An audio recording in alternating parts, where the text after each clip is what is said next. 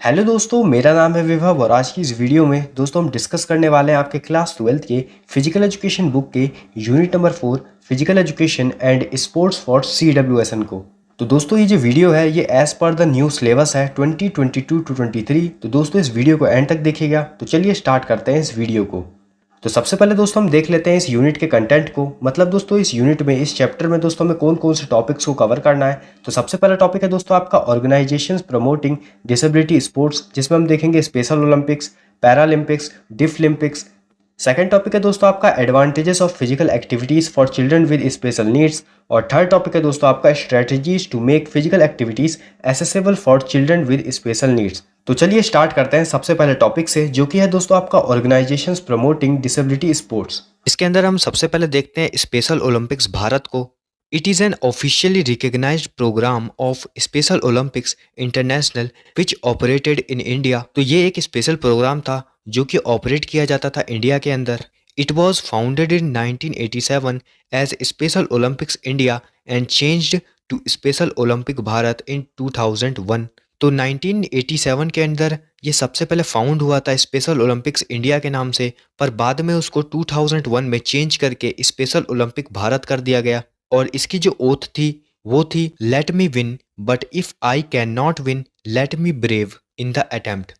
इसका मतलब है दोस्तों, मैं जीतूंगा, अगर मैं जीत नहीं पाया तो मैं कम से कम इतना ब्रेवली अटेम्प्ट तो कर पाऊं। क्योंकि आप लोग एक बात सोचिए, उनकी कैपेबिलिटीज इतनी लो है फिर भी वो इतने हाई मोटिवेशन के साथ इतना अच्छा स्पोर्ट्स परफॉर्मेंस दिखाते हैं जो कि आउट ऑफ द बॉक्स है। मतलब बिल्कुल सोचा ही नहीं जा सकता। तो बहुत ज़्यादा एफर्ट चाहिए, बहुत ज़्यादा ब्रेवरी चाहिए। तो स्पेशल ओलंपिक भारत जो था वो प्रमोट करता था इन सारी चीज़ों को। नेक्स्ट है दोस्तों हमारा Paralympic games, a series of international contests for athletes with disabilities that are associated with and held following the summer and winter Olympic games. जितने भी एथलीट्स जो हैं जो कि डिसेबल हैं उनके लिए एक इंटरनेशनल कंपटीशन कराया जाता था जो कि पैरेलल चलाया जाता था summer and winter Olympic games के। जैसे नॉर्मल ओलंपिक्स जो होते थे वैसे ही पैरालंपिक्स भी होते थे। और ये पहली बार हेल्ड हुए थे 1960 में रोम के अंदर। और इन सब चीज़ों को हैंडल कर रही थी हमारी IPC, मतलब इंटरनेशनल पैरालंपिक कमेटी। नेक्स्ट आता है डिफलिम्पिक्स। जो डिफलिम्पिक्स था उसको पहले वर्ल्ड गेम्स फॉर डीफ कहा जाता था। और ये पहली बार हेल्ड कहाँ हुआ था? ये पहली बार हेल्ड हुआ था पेरिस 1924 में। और ये हर 4 साल बाद कराया जाता है। और इसके अंदर वही एथलीट पार्टिसिपेट कर सकते हैं जिसकी जो हियरिंग लॉस है वो 55 डिसिबल हो। और इन कंपटीशन के अंदर हियरिंग एड को यूज़ करना बिल्कुल भी अलाउड नहीं था। तो जिस कंडीशन के अंदर जो एथलीट्स है उसी कंडीशन के अंदर उसको अपना बेस्ट पार्टिसिपेशन दिखाना होता था। और इसका मोटो क्या है? तो इसका मोटो है इक्वालिटी थ्रू स्पोर्ट्स। और दोस्तों ये स्पेशल ओलंपिक्स भारत का लोगो है। और पैरालंपिक्स गेम्स का लोगो क्या है? तो वो भी आपको सामने दिख रहा है। और डिफलिम्पिक्स गेम्स का लोगो क्या है? वो भी आपको सामने दिख रहा है। सेकंड टॉपिक है दोस्तों आपका advantages of physical activities for children with special needs. मतलब ऐसे बच्चे जो कि डिसेबल हैं उनके लिए फिजिकल एक्टिविटीज का क्या इंपॉर्टेंस है, उनके लिए उनका एडवांटेजेस क्या है। तो दोस्तों आइए हम एक एक करके इसको देखते हैं।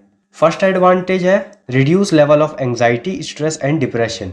तो दोस्तों ये किसी भी डिसेबल्ड चिल्ड्रन के लिए ऑब्वियस सी बात है कि उसका जो स्ट्रेस लेवल है या डिप्रेशन लेवल है वो हायर होगा नॉर्मल चिल्ड्रन के कंपैरिजन में। क्योंकि जब वो अपने आसपास के दोस्तों को देखेंगे कि वो जो नॉर्मल एक्टिविटीज़ है वो आसानी से कर पाते हैं, लेकिन वहीं अगर वो जो डिसेबल्ड चिल्ड्रन है जब वो उस नॉर्मल एक्टिविटी को करता है तो उसके लिए इतनी आसानी नहीं होती है। तो अगर वो फिजिकल एक्टिविटीज़ को रेगुलरली करता है तो उसका ये जो लेवल ऑफ स्ट्रेस और डिप्रेशन है वो भी कम होगा। सेकेंड एडवांटेज है इम्प्रूव्ड सोशल इंटरेक्शन। मतलब अगर डिसेबल्ड बच्चा फिजिकल एक्टिविटीज़ में अपने आप को इंडल्ज रखेगा तो उसका जो सोशल इंटरेक्शन है दूसरे बच्चों के साथ वो भी बढ़ेगा। थर्ड एडवांटेज है better emotional and psychological health. तो दोस्तों ये हो सकता है कि जो बच्चा डिसेबल्ड है उसकी इमोशनल और साइकोलॉजिकल हेल्थ इतनी अच्छी ना हो, तो अगर वो अपने आप को फिजिकल एक्टिविटीज़ में इंडल्ज रखता है तो उसकी इमोशनल और साइकोलॉजिकल हेल्थ दोनों ही इम्प्रूव हो सकती है। फोर्थ एडवांटेज है कॉग्निटिव बेनिफिट्स। मतलब अगर कोई डिसेबल्ड चिल्ड्रन अपने आप को फिजिकल एक्टिविटीज़ में इंडल्ज रखता है तो वो अपने इनर स्ट्रेंथ को पहचान पाएगा और वो पहचान पाएगा कि किस एरिया में वो सबसे स्ट्रांग है। लास्ट टॉपिक है strategies to make physical activities accessible for children with special needs. तो दोस्तों सबसे पहले हमें ये जो सेंटेंस हमें दिया हुआ है, strategies to make physical activities accessible for children with special needs, इसका मतलब क्या होता है इसे जानना जरूरी है। तो दोस्तों strategies to make physical activities accessible for children with special needs मतलब जो डिसेबल्ड चिल्ड्रन है उन तक फिजिकल एक्टिविटीज को कैसे पहुंचाया जाए, इन लाइंस का मतलब यही है। तो चलिए अब हम देखते हैं किन तरीकों से हम फिजिकल एक्टिविटीज को डिसेबल्ड चिल्ड्रन तक पहुंचा सकते हैं और उन्हें भी कुछ हद तक फिट रख सकते हैं।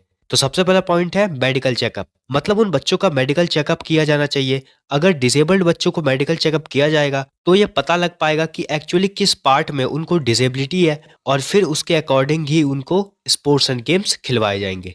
अगला पॉइंट है एक्टिविटीज बेस्ड ऑन इंटरेस्ट, मतलब पहले हमें ये जानना होगा कि उन बच्चों को किन एक्टिविटीज में इंटरेस्ट है और फिर उन बच्चों को वही एक्टिविटीज करवाई जाए। नेक्स्ट पॉइंट है मॉडिफिकेशन इन रूल्स, मतलब जो भी हम एक्टिविटीज करवा रहे हैं उन डिसेबल्ड चिल्ड्रन के लिए हम उनके रूल्स में थोड़ा सा मॉडिफिकेशन कर सकते हैं। जैसे अगर हम ब्लाइंड क्रिकेट करवा रहे हैं तो हम ओवर आर्म बॉल फेंकने की जगह पर अंडर आर्म बॉल को फेंकवा सकते हैं। इससे उनको खेलने में भी आसानी होगी, उनको कोई तकलीफ भी नहीं होगी और इससे जो ब्लाइंड क्रिकेट है उसमें ब्लाइंड लोगों का पार्टिसिपेशन ज़्यादा से ज़्यादा बढ़ेगा। नेक्स्ट पॉइंट है स्पेसिफिक इन्वायरमेंट, मतलब दोस्तों जो डिसेबल्ड बच्चे हैं उनकी एक्टिविटीज़ उसी इन्वायरमेंट में करवाई जाए जो उनके लिए सबसे ज़्यादा सुटेबल हो। और लास्ट पॉइंट है equipment related to physical activities should be according to the needs of children. इसका मतलब है दोस्तों कि जो इक्विपमेंट होने चाहिए या फिर जो ऑब्जेक्ट होने चाहिए वो दोस्तों उन बच्चों के अकॉर्डिंग ही उस एक्टिविटीज में होने चाहिए।